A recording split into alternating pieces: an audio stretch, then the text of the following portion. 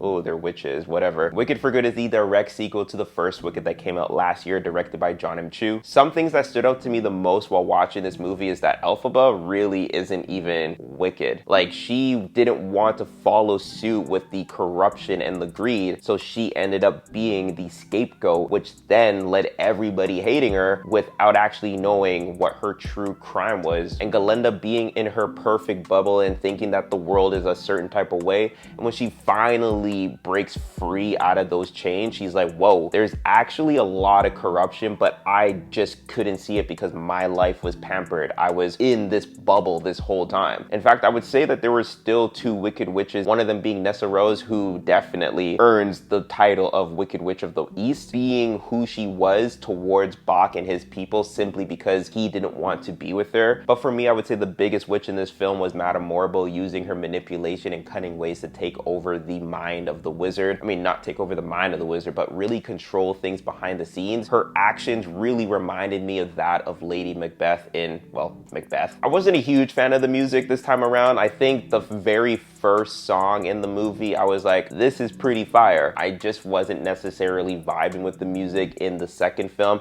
Not to say that the music wasn't good. I just thought that the music in the first one was better. Overall, I have to say that Wicked for Good was really enjoyable. I really appreciated how, yes, I'm not a fan of musical films, I'm not a fan of musicals, but there's just something about the magic that these films had. No pun intended, because I know, oh, they're witches, whatever. But I'm curious, have you seen it? And if you have, what did you think of it? If you watched the play or read the book, how would you say that this film was able to capture those moments that you saw in the play or read in the book? Let's get the conversations rolling, and yeah, that's about it.